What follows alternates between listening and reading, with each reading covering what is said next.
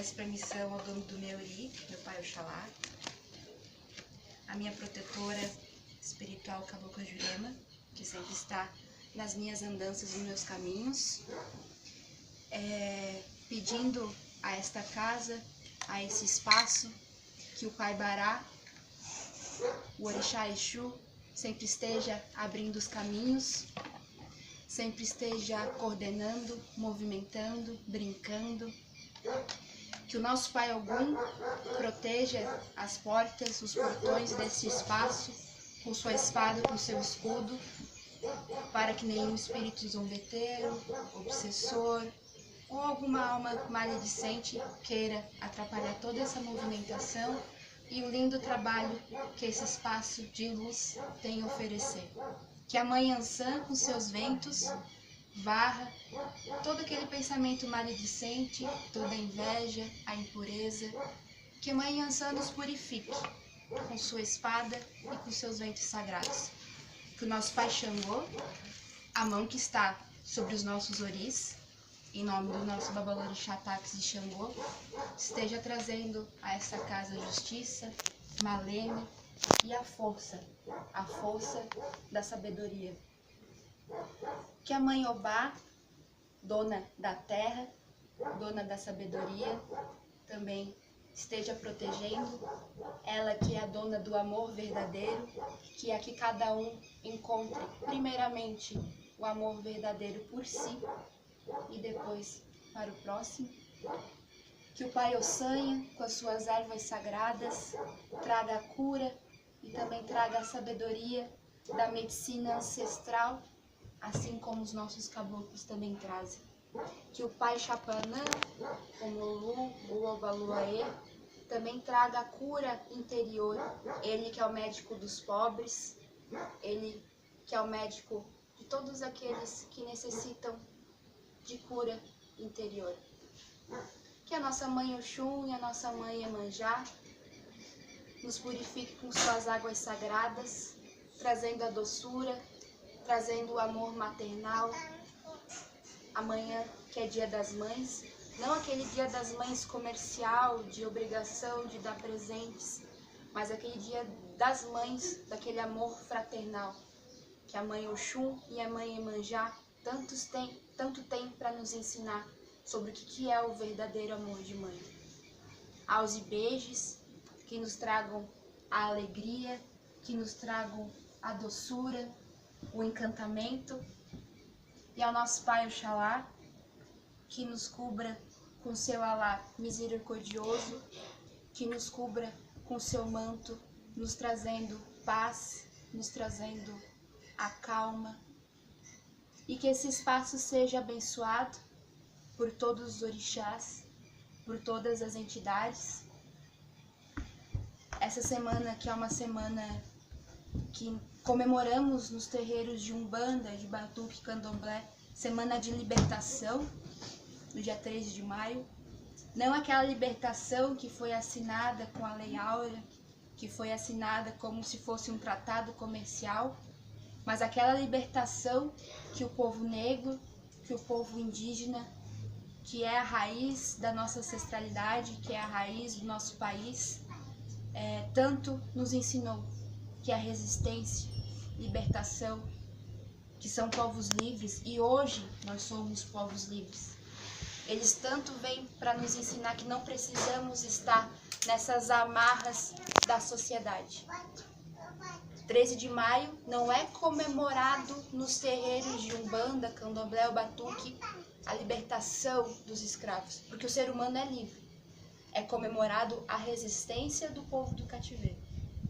Então, que esse espaço seja um espaço de resistência, seja um espaço de axé, de união de povos, de união de religiões, pois todas as religiões e fés e filosofias ou culturas são caminhos diferentes que levam para o mesmo fim. E no fim de tudo, é só uma estrada muito larga, muito longa, para o mesmo fim, que o fim é a evolução. Acho que a gente podia puxar o ponto hino da Umbanda, para a gente começar, certo? Quem sabe acompanhe.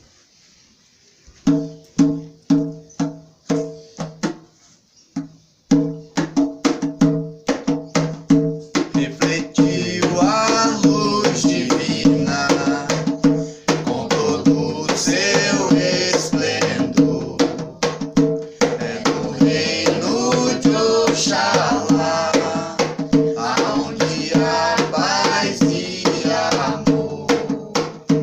Luz que refletiu na terra, luz que refletiu no mar, luz que veio de Aruanda para todo iluminar. A Umbanda é paz e amor, é um mundo cheio de luz, é a força que nos dá vida e a grandeza nos conduz. Avante, filhos de fé, com a nossa lei não há. Levamos ao mundo inteiro a bandeira de Oxalá.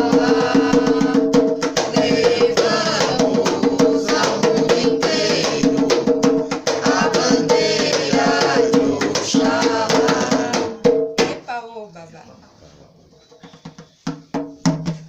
Então, quando a Eva me convidou para fazer a palestra, para fazer a roda de conversa lá, que a gente queria saber um pouco mais sobre as vestimentas, sobre as ritualísticas que vocês têm.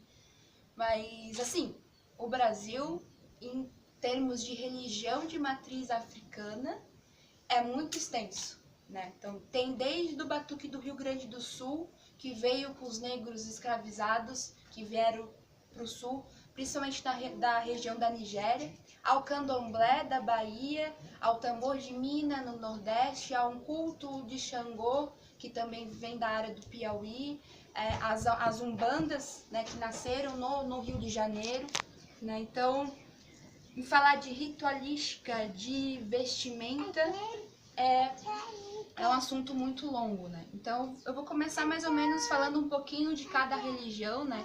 Eu nasci no candomblé de Queto, né? A Umbanda também entrou na minha vida logo com o meu nascimento. A minha mãe é mãe de santo, meus avós, pais de santo, então sou a 8ª geração de filhos de Oxalá da família, né? Mas depois a gente migrou para o Batuque do Rio Grande do Sul por uma questão mais de afinidade, né? E a Umbanda sempre esteve presente em nossas vidas, né?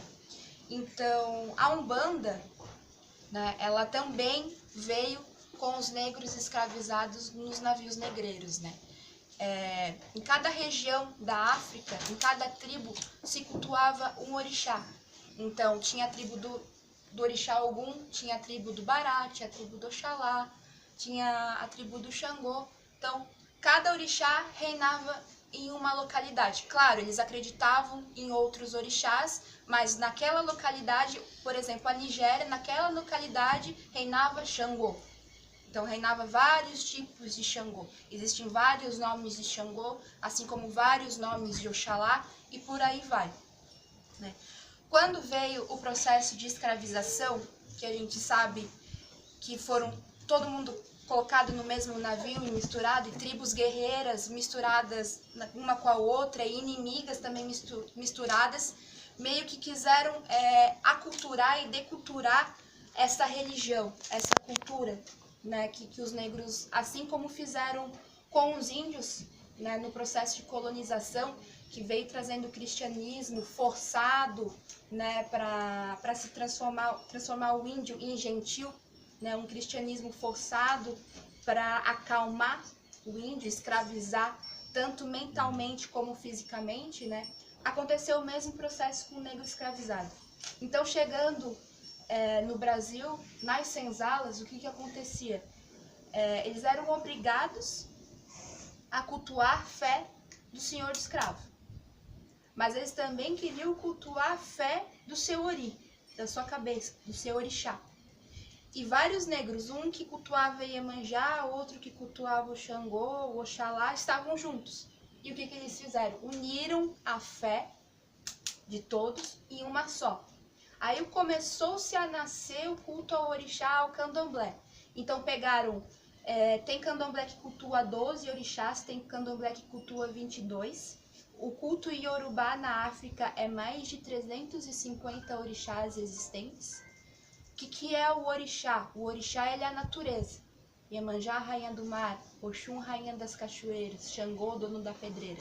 Então o negro, assim como o índio, ele cultua a natureza. Tem a grande energia do universo, Olorum, e tem os cultos à natureza. Então, eles cantavam para plantar, eles cantavam para colher, eles cantavam para pescar, eles cantavam para casar, para se acasalar. Então, existia um culto para cada momento da vida deles. E o que eles fizeram nas senzalas do Brasil? Nas senzalas do Brasil, eles uniram os seus cultos. E aí nasceu-se o candomblé.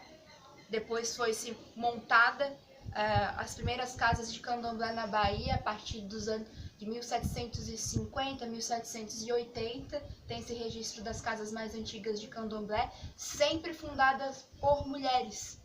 Então, religiões de matriz africana são religiões matriarcais, principalmente aqui no Brasil, né? Existem mais mães de santo e alorixás do que pais de santo, né? Então ela é uma cultura matriarcal. E aí começou-se a espalhar o candomblé. No candomblé, ele assim como a nação, ele é o culto do orixá.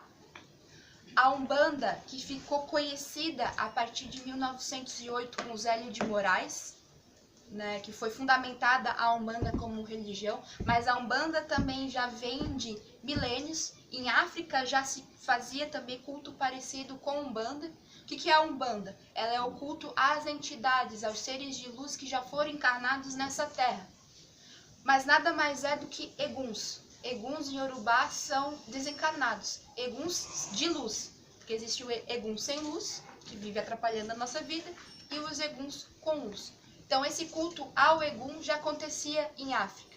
Então em alguns terrenos da África, né, tem o culto ao egugum e outros cultos que ou o rei, ou o chefe tribal, ou o babalorixá e a lorixá que faleciam, eles pediam para continuar cuidando da tribo, para continuar cuidando daquela localidade. Então ficava o espírito daquele chefe ali cuidando, né? Em muitos momentos ele não precisava estar incorporando, mas ele estava ali presente. E isso também veio com o negro escravizado aqui para o Brasil. Como o Brasil é uma mistura de muitas crenças, muitos povos, mas a base é o povo indígena e o povo africano e, claro, o português que veio colonizar, a Umbanda tem várias dessas vertentes, mas ela é uma religião que une a todas. Então, ela tem base cristã, sim, porque os índios e os negros eles foram catequizados e alguns seguiam a fé paralela do cristianismo com a sua fé, com o kardecismo, porque se houve muitas incorporações de pretos velhos, de caboclos, de crianças desencarnadas em centros kardecistas mesa branca, só que na época o pensamento era muito eurocêntrico, era do que o espírito que tem que vir aqui ajudar é o espírito daquele médico ou do doutor ou daquele estudado. O espírito do negro, do preto velho ou do caboclo ou da criança não sabe nada. O que ele vem? Ele morreu analfabeto, ele morreu ignorante, o que ele vai vir nos ensinar? Então, começa-se aí, já vem o preconceito com os espíritos. Já não basta o preconceito de cor ou preconceito cultural, veio o preconceito com os seres desencarnados. Então, o que o Zélio de Moraes fez? Ele não foi aceito, mas beleza, vou montar a religião que estão me pedindo para montar, que é a Umbanda. Eu não vou montar, eu vou codificar como religião. Foi a partir de 1908, então, que a Umbanda foi trazida como religião, apesar de já existir. E com essa disseminação dos povos, né, do país e na América Latina como um todo, porque em Cuba existe o culto aos voduns, né, também que é orixá, existe o culto às inquices. Do Rio de Janeiro veio os negros angolanos que cultuavam as inquices e depois incorporaram a Umbanda, e aí nasceu-se a Umbanda Almas de Angola, que é uma Umbanda misturada com os cultos de Angola.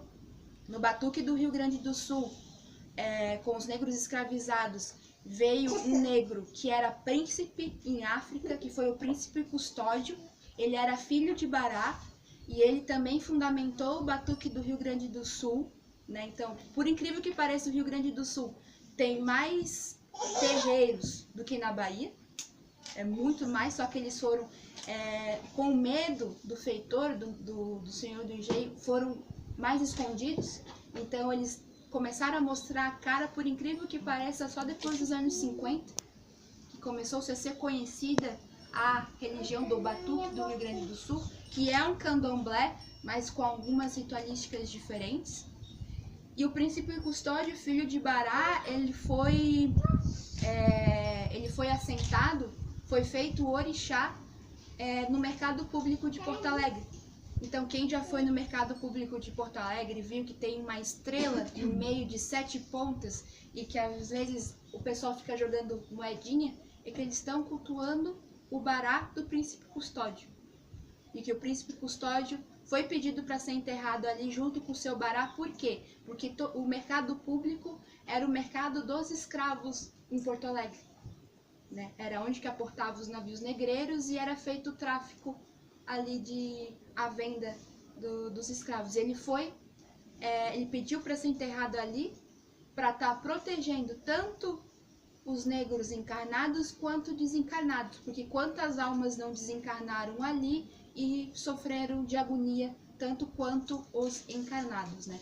Então, quem um dia puder visitar Porto Alegre, vão ao mercado público que vocês vão ver um Bará assentado. O que é um assentamento de Bará? O que é um assentamento de orixá? É apenas o culto àquela energia. O orixá pra gente é o ocultar, é uma pedra. Então existe uma pedra para cada orixá e aquela pedra emana energia. Então aquela pedra ela é assentada, é feita a sacralização do animal, não é sacrifício, é sacralização, é feita a sacralização do animal.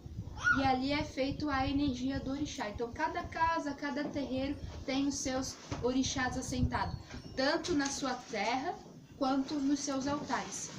A Umbanda sagrada, a Umbanda de Zélio de Moraes, a Umbanda de Ervas, ela não utiliza de sacrifício de animais, porque entendemos que o orixá precisa da energia vital da sacralização, porque já é o culto tribal. E como o branco quis tirar isso da gente e deculturar e aculturar os negros, a religião não tirou a sacralização. É a energia vital relembrando os ancestrais em África. A Umbanda, como ela é um culto às entidades, claro, a Umbanda sagrada de ervas e tal, não a Umbanda que é cruzada com o candomblé, que aí vem da mistura, né? Como cultuamos as entidades não são energias vitais de natureza, a entidade é ser desencarnado, já foi humano, não precisa dessa energia. Ela precisa da energia da erva, ela precisa a energia dos instrumentos de trabalho, das guias, da roupa, né? Então não precisa. Mas como houve muita mistura, o Brasil ela é muita mistura, como houve tanta miscigenação, hoje existe muitos vertentes do candomblé, queto, banto, nizinga, enfim, existe muitas vertentes do Batuque do Rio Grande do Sul. Nós somos de Jeje Oió, mas tem de Jeje Jexá, tem de Cambinda, tem só de Oió, tem só de Jeje, né? Então, o que é o Jeje? É a região de África onde veio os negros que são os nossos ancestrais. Oió, a mesma coisa, é a mistura da ritualística, né? Então, o Brasil, ela é essa miscigenação, e essa miscigenação também veio nas roupas, né? A roupa que eu uso pro Batuque do Rio Grande do Sul, ela é diferente da roupa do candomblé. O candomblé basicamente é a saia, as saias, a anágua, uma bata, o pano da costa. Por que se usa o pano da costa, o pano amarrado, ou aqui ou na cintura? Porque a mulher, na religião de matriz africana, ela é sagrada. O seio é da Iemanjá, o ventre é da Oxum. Então tem-se que proteger tanto o seio quanto o ventre. Então é amarrado o pano da costa nas mulheres para estar se protegendo. As negras, nas senzalas, elas usavam essa vestimenta. Claro que não com um luxo que temos hoje, mas ela pegava o pano, amarrava, porque ela ia para a luta, ela ia trabalhar, ela ia apanhar, ela ia para o tronco, ela ia para a lavoura, né? Ela ia cozinhar, né? Às vezes ela era, enfim, né? Então ela se protegia, e isso foi para a religião, né? Mesma coisa o turbante. Por que usamos o turbante? O turbante, ele protege o nosso ori. O ori é bem no meio aqui da cabeça, onde está a essência vital do nosso orixá. Então a minha essência vital do meu pai Oxalá está na minha cabeça. A essência vital da mãe Iemanjá dela está na cabeça. Do pai Oxalá dele está na cabeça. Cada um aqui já nasceu com o seu orixá. Já nasceu com as suas entidades. Então já nasceu com essa essência vital. E quem é de religião é de obrigação estar protegendo o seu ori. Quando vai, principalmente quando vai fazer algum trabalho religioso, né? Não que você tenha que usar no seu dia a dia e tal. Você vai fazer algum trabalho, você vai falar do seu orixá ou da sua religião, você usa o seu turbante para proteger. E nos dias, nos candomblés, nos dias de festa, né, ou nos dias de trabalho, nos dias de chamada de orixá, vejam que chamar o orixá em terra é chamar uma energia vital. A gente trata o orixá como se fosse um rei. Então a gente chama o orixá em terra porque ele é o rei que nos cuida. Então, como é que eu vou receber esse rei? Eu não vou querer receber ele com a melhor roupa, com a melhor vestimenta que eu tenho, como se a gente fosse num casamento. A gente não vai nos casamentos hoje, não se emperequeteca toda, bota vestido e joia e se maqueia. É a mesma coisa na religião.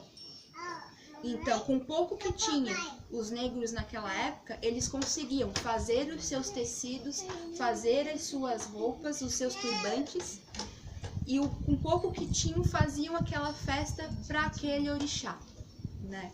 As comidas também, os axés, o acarajé, o feijão, veio das sobras que os senhores do engenho, que o branco dava para o negro comer, e o negro tirava o que era de melhor e dava para o seu orixá.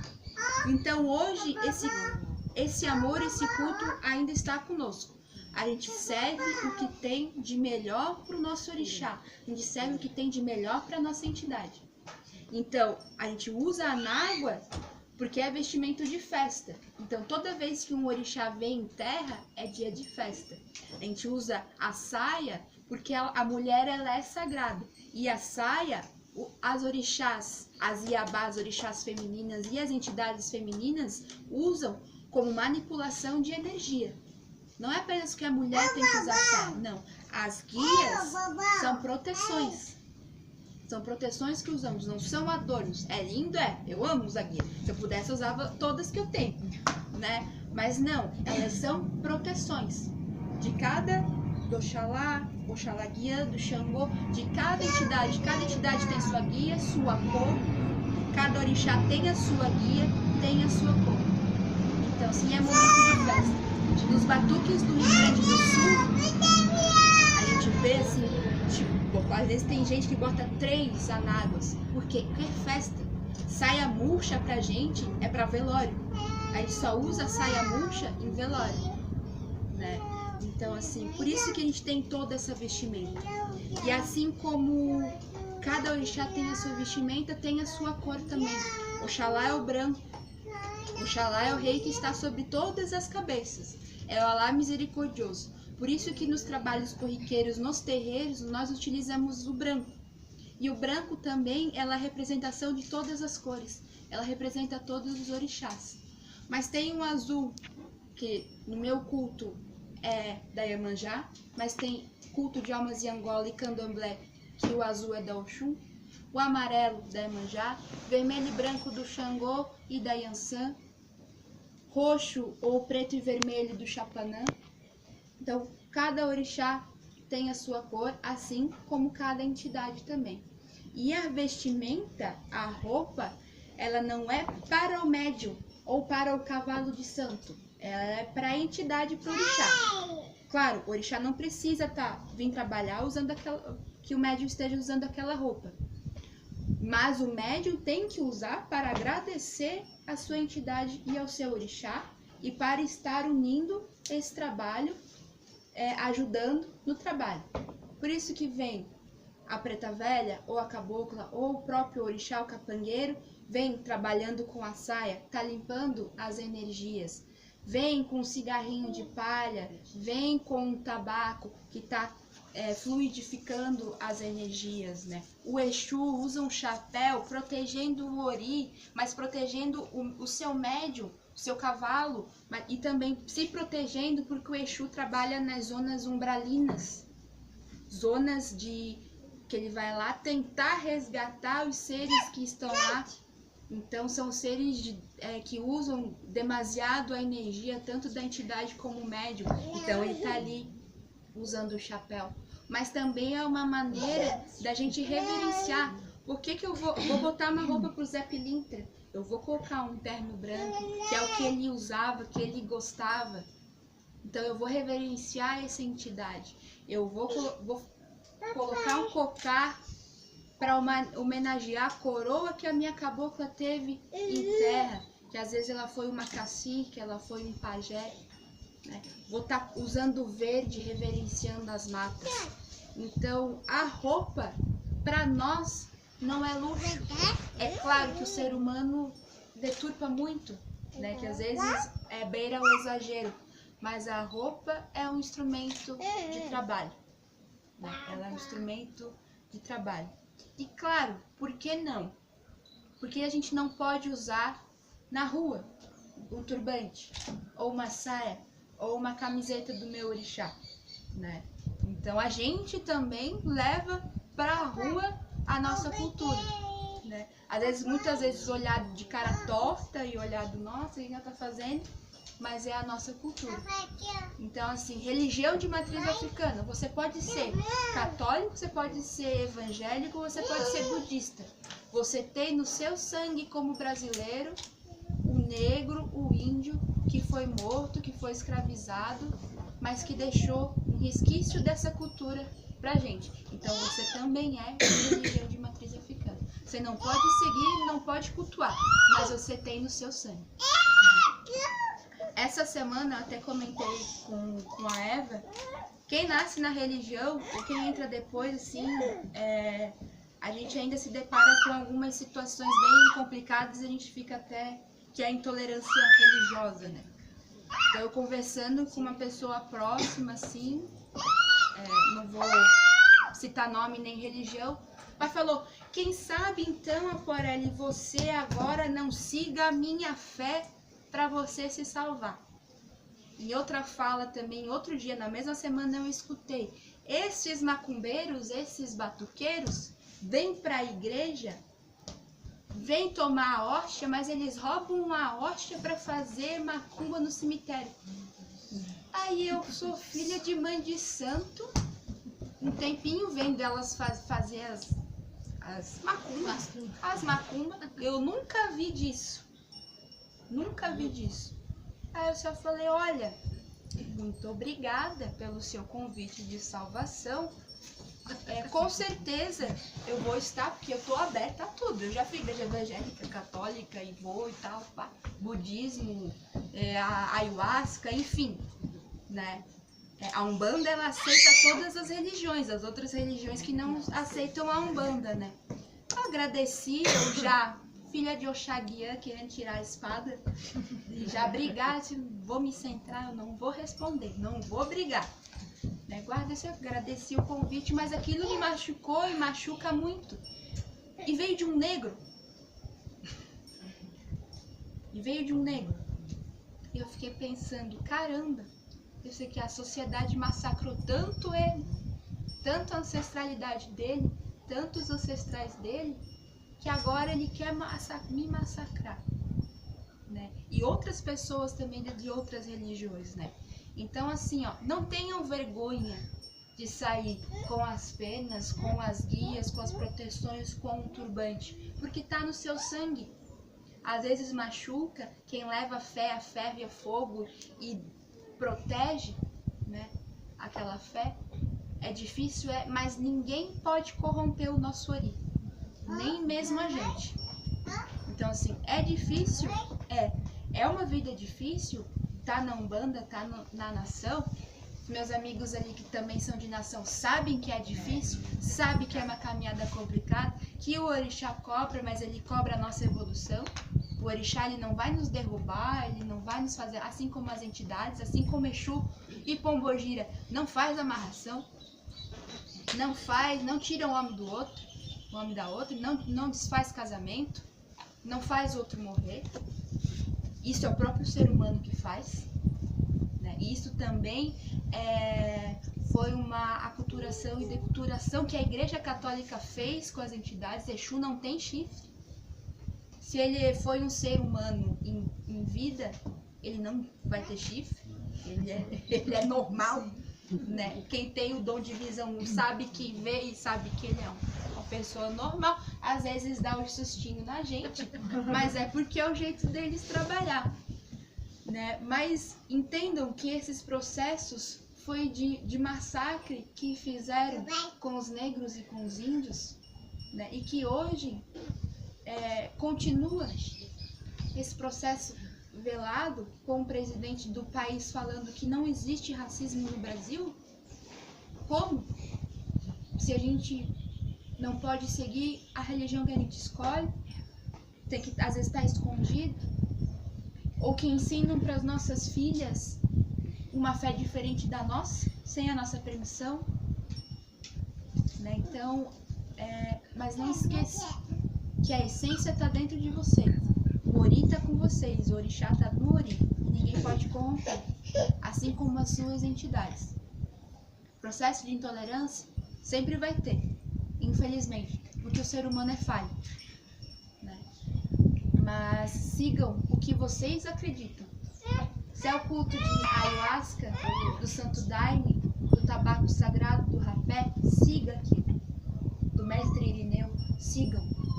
Se é a pagelança, um tambor de mina, sigam. Se você é cristão e está na Universal, na Assembleia, siga.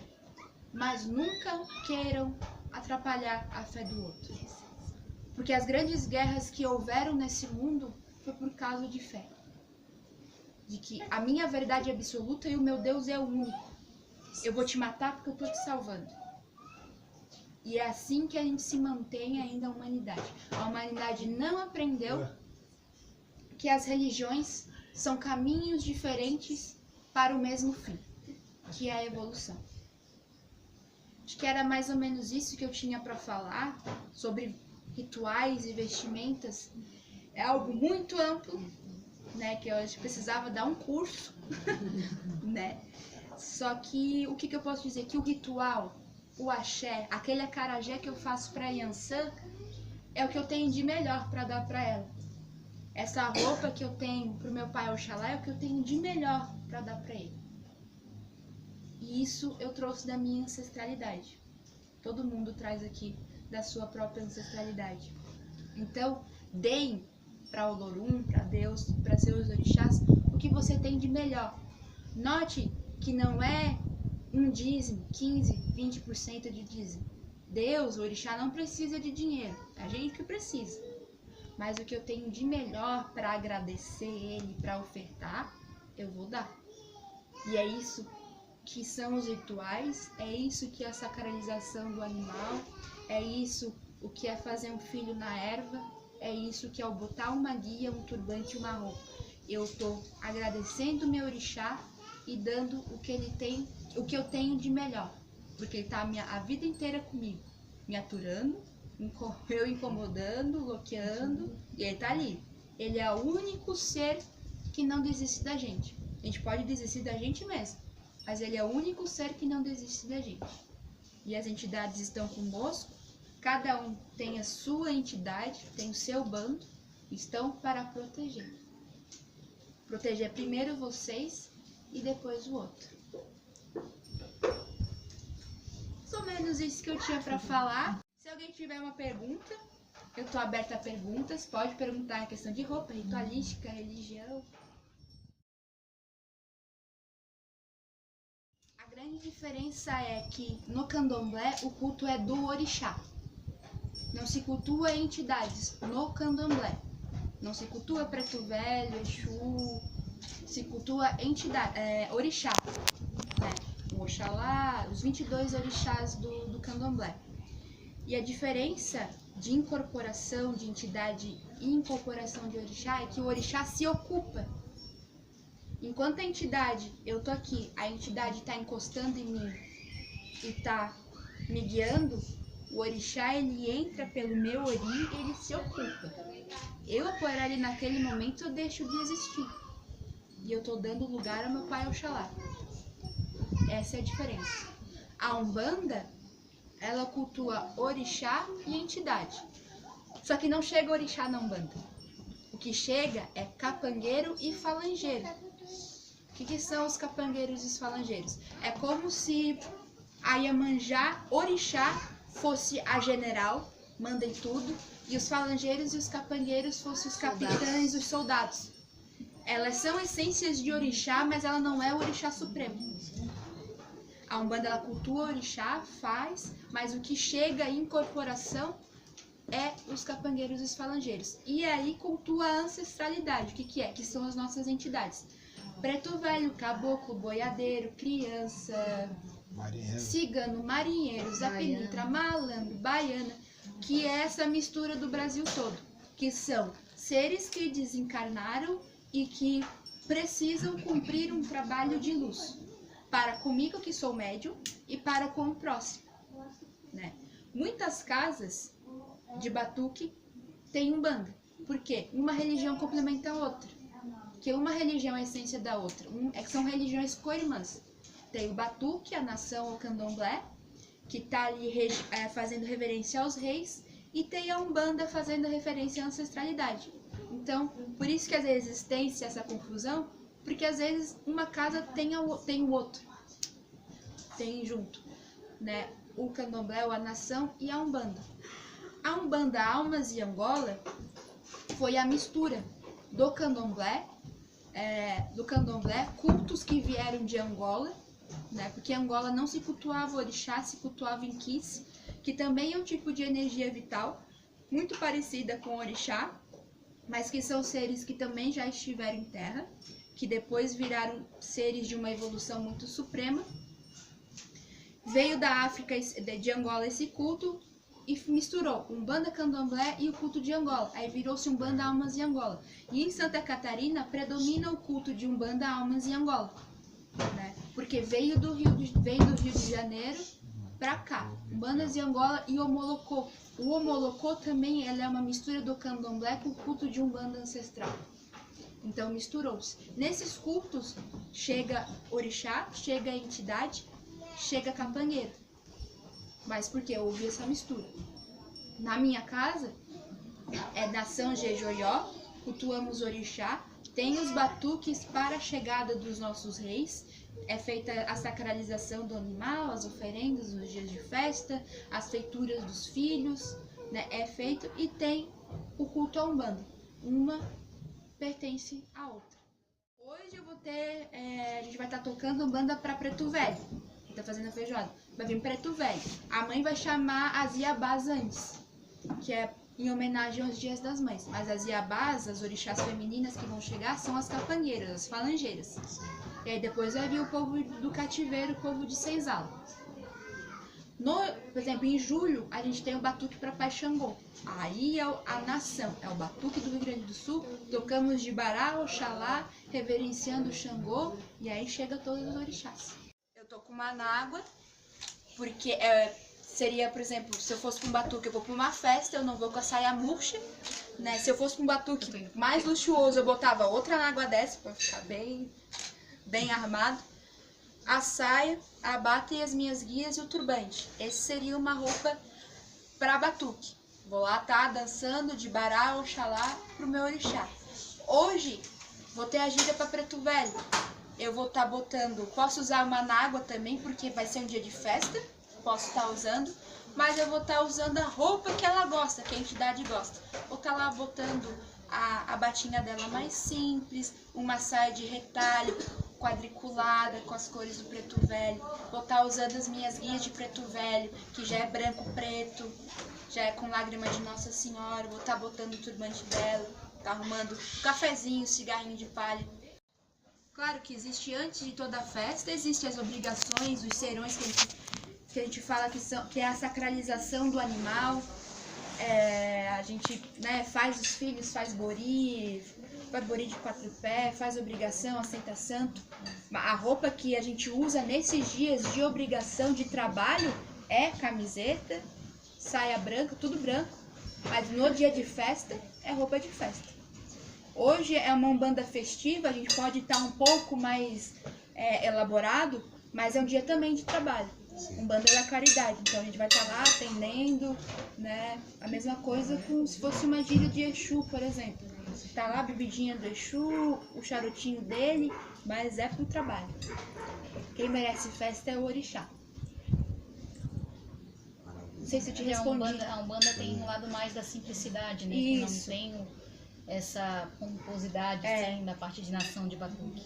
Que a Umbanda ela veio pro trabalho da caridade, né? Então é difícil eu estar num trabalho lá com uma anágua e... Lá não tem a questão da saia murcha, não tô indo pro velório hoje, não. Eu na anágua só uso na nação.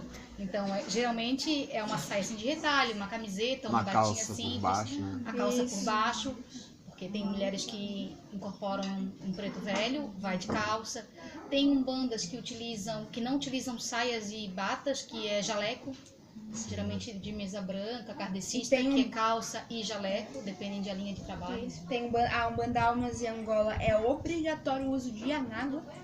Tu não pode fazer um trabalho sem anágua, porque para ele, a ritualista tem que estar usando a anágua, entendeu? Então cada casa, cada meio ali tem o seu O molocô já não usa tanto branco, já é mais o colorido, né? O molocô, como ele é um culto bem africanizado, ele usa muito o colorido. Ou os tecidos afro, né? Igual o senegalês sempre tá, o mudu sempre tá expondo. Ou a chita, que é o tecido brasileiro. Então é muita chita, é muita cor, sabe? É muito. A não ser os filhos de Oxalá que irão se ocupar do Oxalá, é do branco, usam branco. Mas é muita cor, né? O candomblé é muito pano da costa, é muita amarração, cada tipo de amarração de turbante é para um orixá. Se eu estou usando uma ponta para fora porque eu sou orixá masculino, se eu estou usando 2 pontas que eu sou orixá feminino. Então, cada região é uma roupa, cada linha de trabalho é uma roupa. No dia 25 a gente vai ter a gira em homenagem a Santa Sara Kali, que é o povo cigano. E aí, o que a gente faz? Para reverenciar aquele povo cigano, a gente se veste igual cigano. Bota um monte de saia e brilho. Não impede de usar o branco. Não impede de usar o branco. Mas quem tem a sua entidade já definida, a entidade está pedindo aquela roupa, você, quem você tenha condições. E que você tenha condições, você vai estar dando o que você pode para sua entidade. Mas é o lenço, ciganas casadas usam lenço, as que não são casadas não usam, nem só usam uma flor na cabeça, saia vermelha, azul, aí o dia colorido. Igual hoje, vai vir Preto Velho com aventalzinho, com a roupa, lencinho na cabeça, com a roupa quadriculada. Tem Preta Velha, cara, dia de festa eu quero usar uma anágua. Por quê? Porque quando ela trabalhava na senzala e ela ia pro candomblé dela festejar o orixá dela, ela usava anágua. Ela usava, não era uma anágua, eram várias saias de pano de chão que ela fazia. A anágua é uma costura que veio de várias saias de pano de chão que elas engomavam e botava por cima a melhor roupa e usavam isso, né? Então cada linha é uma roupa, é um ritual, mas no fim o trabalho é o mesmo. O trabalho é o mesmo. Mais uma pergunta. A Umbanda das Almas de Angola, né? Ela faz sacralização Faz sacralização. Mas Tanto a para Umbanda- orixá como para entidade. do seu Zélio, não, né? Do Zélio de Moraes, não. A Umbanda do Zélio de Moraes, ela é uma Umbanda mais kardecista. Tanto que o centro que o Zélio de Moraes fundou, lá no Rio de Janeiro, as netas dele colocaram de novo uma mesa para as sessões espíritas. Né? Então, ela é a Umbanda que usa o jalequinho. Então, ela é uma Umbanda mais voltada à simplicidade e ao trabalho, e ela é mais kardecista. Sim. A Umbanda que nós seguimos, que é a Umbanda sagrada, que é a Umbanda das ervas, nós não fazemos a sacralização do animal, né?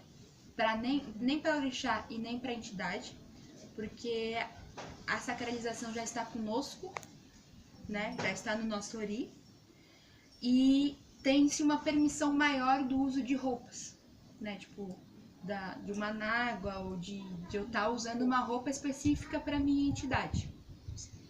Claro, tudo com bom senso, né?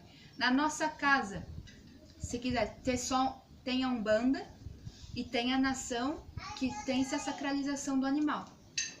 Tem essa sacralização. E o que é a sacralização do animal, né? A gente vai estar oferendando para aquele orixá aquele animal específico para ele. Ele é imolado, ele é sacralizado, é usado a energia vital no nosso ori, que é o sangue, o achorô, que a gente chama, que é o sangue nas nossas cabeças, nos tambores, nas ferramentas, nas guias. A minha guia é sacralizada com o animal. Na Umbanda já é diferente. Toda a sacralização é por meio de erva e a sacralização por você. O preceito é maior. Você não pode beber, não pode usar maconha, não pode, já é, entendeu? Pelo menos naquele teu período de preceito, né? Já é, porque a sacralização vem de você, é o teu sacrifício. Eu, por exemplo, quando eu faço as minhas obrigações, eu fico um mês sem, por exemplo, eu sou viciada em coca e em doce, eu fico um mês sem, entendeu? O filho que fuma não vai fumar. Se você fumar, perdeu a tua obrigação. Então, é uma sacralização, sacrifício de você. E não que na nação e no candomblé não tenha, tem também. Só que tu não vai perder aquela energia vital. Tu pode ficar devendo pro teu orixá. O problema é seu, daí. Depois Às você que vezes se vai acerte. pagar um galo pro dono da casa e tal, aí você tem que... Mas a energia vital continua em você. E o que é o animal? A galinha, o galo, o cabrito, a cabra, a ovelha que é usada em consumo no terreiro. Como era na senzala. Às vezes ganhava uma galinha do senhor do engenho e aquilo era oferecido pro orixá e depois era comungado com cada um da senzala. É a mesma coisa no terreiro. É sacralizado os animais servem de alimento para todo dia que tem obrigação e trabalho na casa e no dia de festa. Por exemplo, tem oferenda para algum, que é o churrasco, que é a costela. Como é no Batuque do Rio Grande do Sul, gaúcho, os negros pegaram essa essência e deram para algum, costela. Uma costela com 7 ripas, 7 ossinhos, fritada no azeite de dendê, com laranja, uma vela verde para algum. Essa é a oferenda de algum. Pode ser vinda de um animal sacralizado ou não. É oferenda para algum e vai ser oferendado para os filhos da casa comer também. A Umbanda já é, a nossa Umbanda, a Umbanda Sagrada, é a Umbanda de Zélio de Moraes, é no Amaci, nas ervas. As 7 ervas da Umbanda, feito ali, e é feita a sua sacralização. Só que o sacrifício é bem maior. Eu sou das duas. Eu nasci no candomblé, minha mãe foi feita no candomblé, tenho os meus assentamentos de candomblé, depois fui pra nação, a gente foi também pra nação Batuque, não que eu deixei de ser do candomblé. Veja que são religiões co-irmãs, né, e da Umbanda. Eu acho a Umbanda muito mais difícil. Muito mais difícil de seguir. Porque às vezes o orixá deixa você se ferrar para depois se levantar. A entidade fica no teu ouvido. tá fazendo errado, para de fazer. E a cobrança também. Então, assim, a Umbanda, pra mim, ela é muito mais difícil. Aí são escolhas, né, de quem acha mais difícil na Umbanda. Eu acho mais difícil os ritos de Umbanda. Né? Tiram mais da minha energia, né? Me fazem eu me sacrificar mais. Mas não existe religião sem sacrifício, seja de animal ou sacrifício interno. Sacralização. Pode me perguntar, gente. Eu tenho uma dúvida. E se, por exemplo, a pessoa que vai incorporar, no caso, o preto velho, e se duas pessoas estiverem incorporando ao mesmo tempo? Tipo, em lugares diferentes? A mesma entidade? É. Não existe. Existem linhas de entidade. Preto velho. Existem diversos pais Joaquins de Angola, por exemplo. Vários pais Joaquins de Aruanda, várias Marias Congas. Mas olha quanta gente já desencarnou nesse mundo. Não precisa cada um ter o preto velho igual do outro. Não, isso não tem, né? Porque um corpo não pode ocupar dois espaços ao mesmo tempo, né? O corpo espiritual, ele é um corpo também. Então ele vai estar, não é que eu tenho... Nós duas temos Maria Conga. Eu ia falar isso agora. Nós duas, é que ela é minha adjuntora, então a gente é quase igual em tudo. Nós duas temos Maria Conga. Mas não A é gente não é a mesma Maria Conga. Cada entidade teve a sua época aqui na Terra, o seu nascimento, a sua história de vida. A história da minha Maria Conga é totalmente diferente da história dela. Ela era rica, a minha era pobre, tadinha. Só que elas trabalham na mesma linha. A dela enriqueceu, casou. A minha casou com o senhor do engenho lá e... Se deu bem. A dela já não coisa. Coisas de história de entidade que fica contando assim pra gente. A minha Maria Conga, ela casou com o senhor do engenho e do engenho da fazenda, na verdade era uma fazenda de cana, e ela extorquia o marido. Com o dinheiro da extorsão, ela comprava a alforria dos irmãos.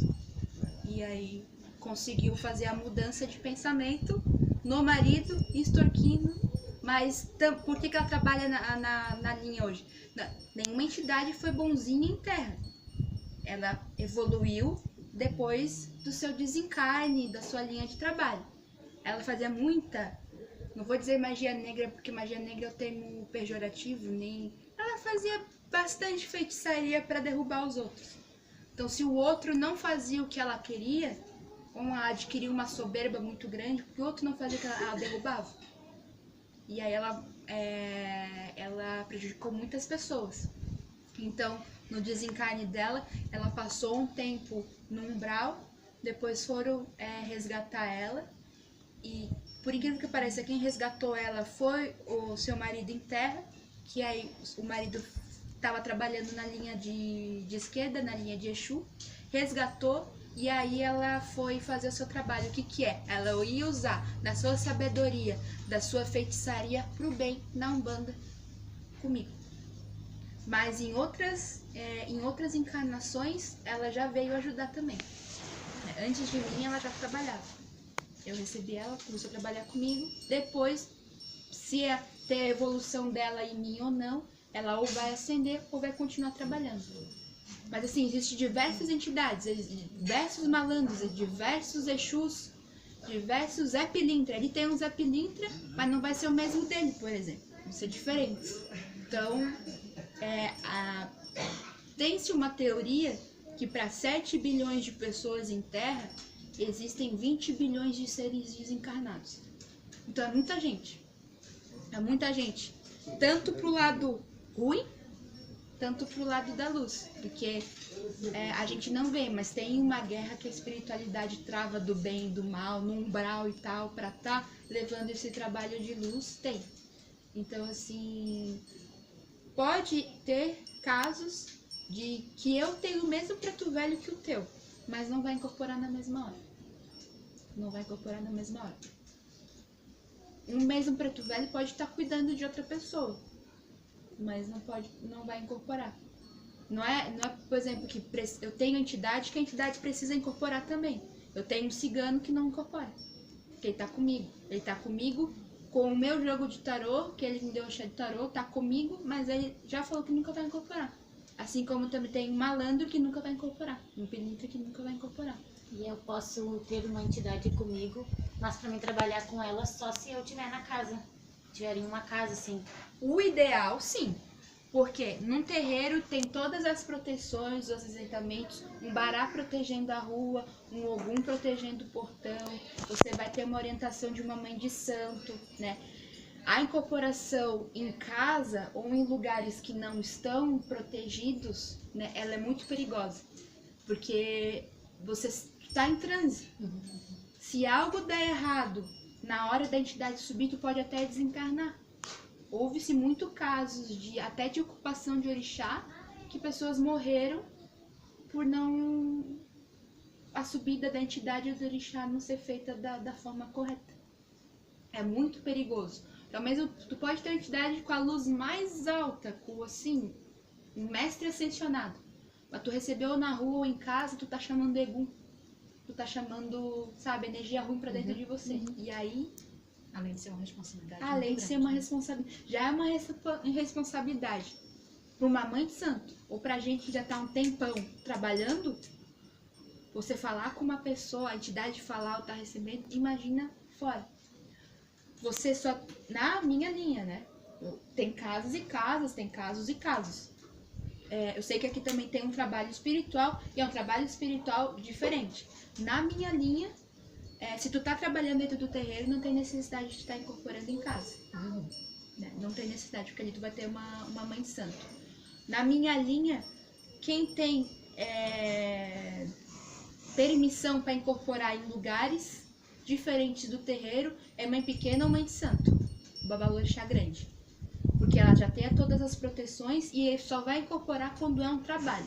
Quando vai fazer uma limpeza em uma casa, uma limpeza espiritual, ou um assentamento de um orixá, de trabalho, alguma coisa assim. Aí se tem essa permissão. Ou se essa mãe de santo leva a filha junto, e essa filha, eu preciso para visitar um terreiro, ou um trabalho em uma casa, filha, eu preciso de tal entidade comigo. Porque tu já vai ter a tua proteção. Sozinha ou com alguém que seja leigo, é bem perigoso.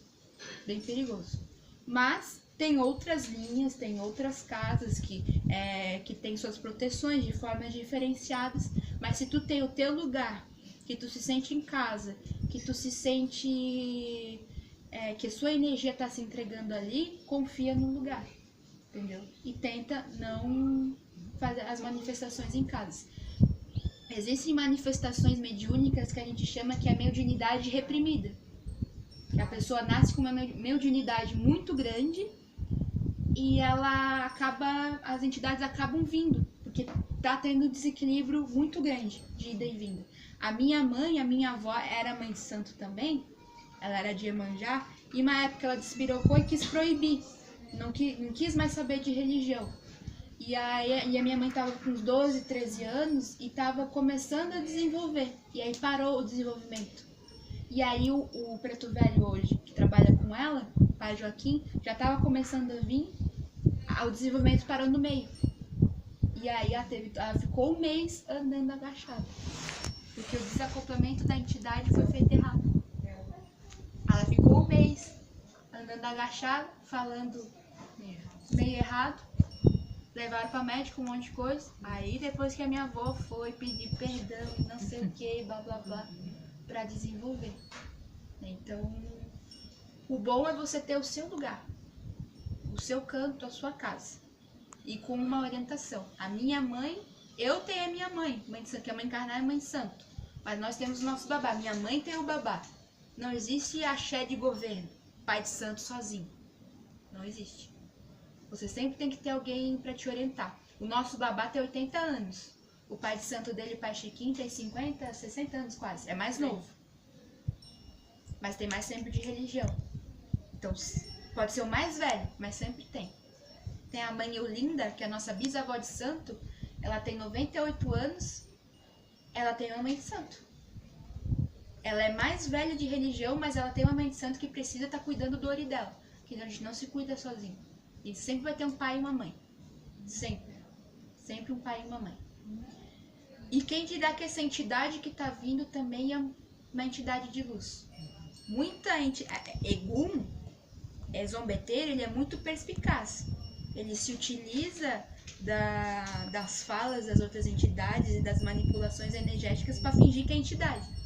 Tem muita entidade Egum que se fala que sou pombogira, vou roubar o seu homem para você. Isso já acontece Não é. muito no próprio terreiro.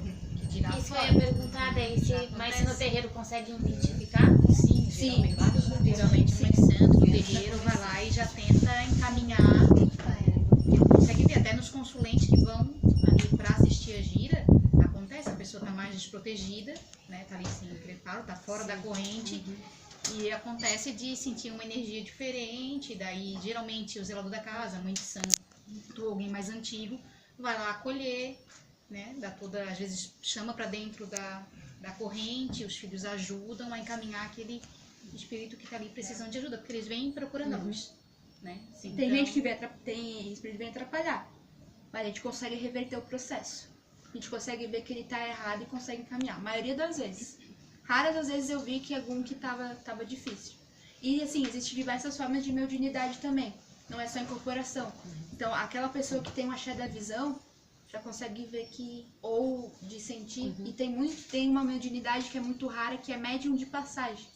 Ele recebe o Egum, tem um Egum, um espírito sem luz pedindo ajuda. Ele recebe aquele espírito para o espírito poder pedir ajuda.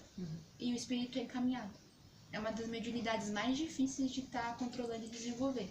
Mas é muito bonito o trabalho, assim. Então, existem diversas formas de identificar. Mas que tem entidades que chegam fingindo que é coisa para fazer coisa errada, amando de outra pessoa, isso que é o pior. Amando de outra pessoa, tem. Ser humano é um ser complicado. Então, ele deturpa o trabalho mais bonito que existe. Então, por isso que eu falo que a guerra espiritual ela é muito grande, assim, né? Então, tem que ter bastante cuidado. Mas o meu conselho é, achem a sua casa, o seu espaço espiritual, seja ele de umbanda ou não, de nação ou não, xamânico ou não, para estar realizando os trabalhos que com certeza aquele espaço que você se sentir acolhido em casa é o teu espaço. Tem os dois casos. Você pode estudar para ser Ogã. Você pode, me identifico com o tambor, eu quero, mas tem gente que nasceu pra ser Ogã. Daí você é convocado pela espiritualidade, né? Ali você tá ali jogando, o pai de você tá jogando, sabe? Você é Ogã. No candomblé, os serviços são bem separados. Tem o babalorixá, tem o babalorixá que é Ogã. Ele só é Ogã. Ele não vai poder, por exemplo, se ocupar de orixá. Tem a Eked, que a Eked é responsável por estar conduzindo o orixá, a chamada do orixá. E tem o cavalo de santo, que vai estar se ocupando do orixá. Tem o babalorixá, que só joga búzio. E tem o babalorixá, que joga búzio e recebe o santo. Né? Então, mas os serviços são bem... Tem eu esqueci agora o nome do termo, que é a mãe de santo, que fica só na cozinha, fazendo os axés. Na Umbanda não, na Umbanda você pode fazer a sua escolha. Mas aí a mãe de santo vê quem é que nasceu para ser isso também. Tipo, você vai ser meu Ogã principal. Né? Então, no batuque também. No batuque, o cara vai estar ali só tocando. Ele não se ocupa do orixá. Né? Ele vai estar ali trabalhando da forma dele pro orixá dele. Chamando os outros orixás. Porque o tambor é a grande chamada, né, do sagrado de Aruanda, do Orum, dos orixás. Mas em nação aceita também, tipo, a pessoa estudar para Ogã ou só na Umbanda? Não, aceita também? Pode. Mas vai ter aquela pessoa que vai ser só Ogã. Ah, sim. Né? Você aceita? Você pode, não tem... Você pode aprender a tocar. Pode aprender. O batuque do Rio Grande do Sul foi uma das primeiras religiões de matriz afro que está permitindo mulheres serem Ogãs, por exemplo. Sim. Eu quero falar isso agora, dessa divergência que tem de algumas que entre essa aceitação da mulher no tambor ou não. Tem a ver com a menstruação, por acaso? É que a menstruação, para a religião de matriz africana, ela é sagrada. Ela não é, você está impura. Não, ela é sagrada, você tem que se proteger. Tem também a questão do tambor, tá no meio das pernas e tá aqui de ser um instrumento masculino, de ser o falo masculino. E aí para não masculinizar a mulher também. E tem questão também de machismo, que a gente sabe que em outros povos também tiveram, né? E no candomblé ele é bem separado. Mulher não pode ser ogã, como o homem não pode ser cat. Entendeu? Então, tipo, é bem separado, é bem tribalizado os trabalhos dentro do terreiro. Mas na Umbanda e no Batuque está tendo uma abertura maior para trabalhos também de mulheres. Né? Tem cultos, por exemplo, que só mulheres podem, por exemplo, o culto da Yami, que é uma feiticeira ancestral. Só mulher pode estar ali manipulando a Yami. Só que agora a própria Yami, a energia já está abrindo para homem mexer, por exemplo. Assim como o tambor. Essa questão de energia é muito misturada. Energia, linha de trabalho e o machismo que tem em todo lugar. Assim. Então, como hoje a gente vai estar homenageando o povo de Cativeiro, o povo de Senzala e Preto Velho, e dia 13 é o dia da resistência, né? A gente vai estar entoando um ponto de Preto Velho. E aí a gente pede para que vocês prestem bastante atenção na letra desse ponto, porque ele vai falar sobre como que é a linha de trabalho de Preto Velho.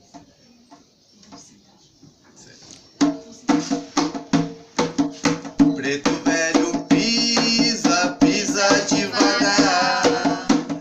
Antigamente corri igual você. Há muito tempo ele já sabe esperar.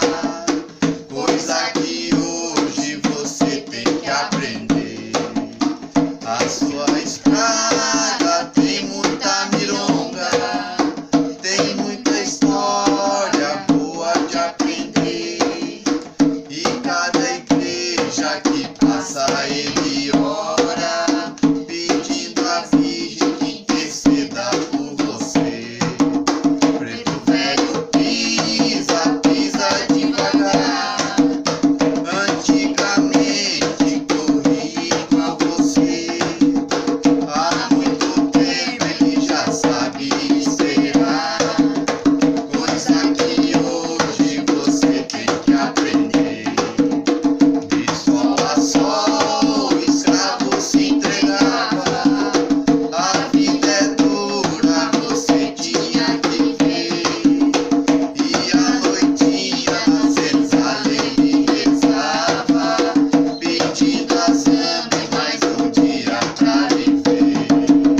Preto velho pisa, pisa devagar. Antigamente corri igual você. Há muito tempo ele já sabe esperar. Coisa que hoje você tem que aprender. Que eu falo. Adorei. Adorei.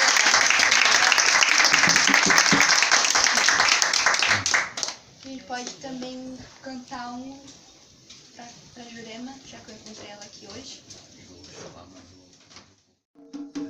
Então, já que esse é um espaço que tem a proteção do povo da mata, vamos homenagear então a nossa cabocla Jurema, então. Ok, cabocla. Eu vi um sabiá cantando, entrei na moda para ver.